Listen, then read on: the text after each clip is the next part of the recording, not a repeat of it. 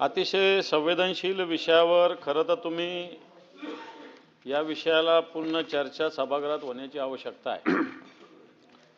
कारण 28 तारखेला टीईटीची परीक्षा या महाराष्ट्रात होती। ही टीईटीची परीक्षा शिक्षकांसाठी आहे आणि या शिक्षकांना जे नोकरी नव्याने लागणार आहे त्यांच्यासाठी, जे नोकरी ते त्यांच्यासाठी सुद्धा ही टीईटी परीक्षा आहे।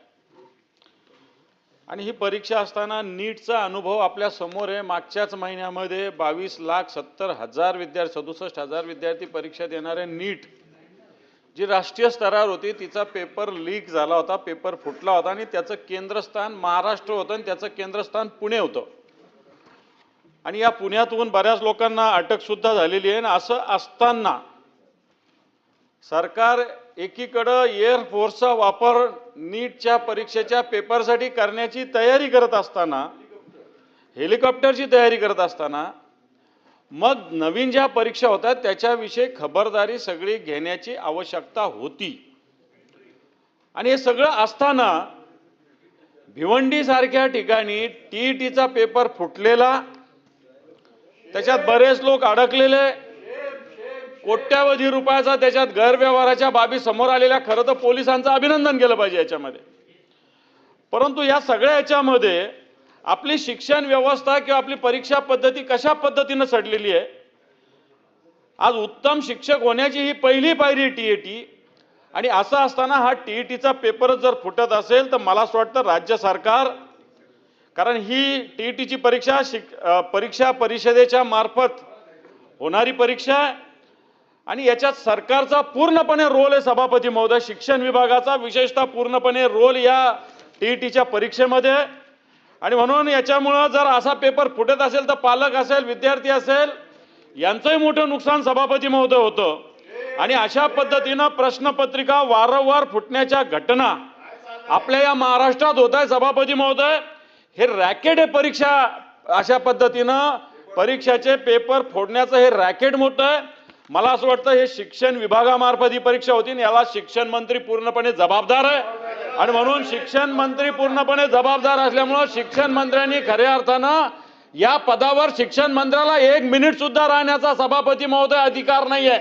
कारण हे साधी परीक्षा 6 लाख विद्यार्थ्यांची परीक्षा जर नीट घेऊ शकत नसेल सरकार, तर मला असं वाटतं हे 13 कोटीची जनता गुड गव्हर्नन्स म्हणतो आपण, झिरो टॉलरन्स म्हणतो, कुठे गुड गव्हर्नन्स आहे, कुठे झिरो टॉलरन्स आहे सभापती महोदय।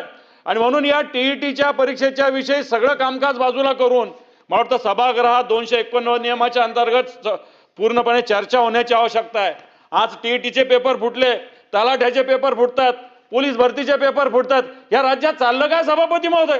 सरकार एवढ्या मोठ्या गोष्टी करतं, मोठ्या मोठ्या गोष्टी करतंय, 2050 ला 2047 ला जाण्याची गोष्ट करतं, अमृत काळाच्या गोष्टी करतं आणि साध्या परीक्षा टीईटीच्या घेता येत नाही, तलाठ्याच्या परीक्षा सभापती महोदय सरकारला घेता येत नाही। आणि म्हणून मला असं वाटतं याविषयी आम्ही 291चा प्रस्ताव ठेवलेला आहे, तो खरा तर आपण मान्य करायला पाहिजे सभापती महोदय। आपण सुद्धा प्राध्यापक आहात, आपण सुद्धा प्राध्यापक आहे, आपण सुद्धा शिक्षणदानाचं काम करणारे आहात। त्यामुळे मला असं वाटतं आपली जबाबदारी आहे ही शिक्षण व्यवस्था चांगली राहिली पाहिजे, मजबूत राहिली पाहिजे।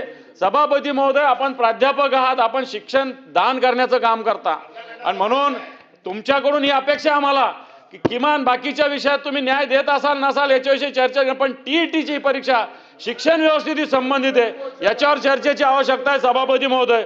म्हणून सगळं कामकाज आपण बाजूला करावं आणि 291 नियमाच्या अंतर्गत टीईटीचा पेपर जो फुटलेला आहे याच्याचे जे आरोपी आहे अजून कुठं पळून गेलेले, शिक्षण खात्यातले कोणते अधिकारी याच्याशी संबंधित आहे, याची चौकशी सभापती महोदय होण्याची आवश्यकता आहे। आणि म्हणून मी आपल्याला विनंती करेल आपल्या मार्फत या 291चा प्रस्ताव आपण मान्य केला पाहिजे। कारण हा शिक्षण, आपण म्हणतो शिक्षण व्यवस्था आदर्श असली तर मला वाटतं सगळं काही नीट होऊ शकतं आणि म्हणून आपण तशा पद्धतीनं आमची विनंती मान्य करावी असं मी आपल्याला विनंती करतो सभापती।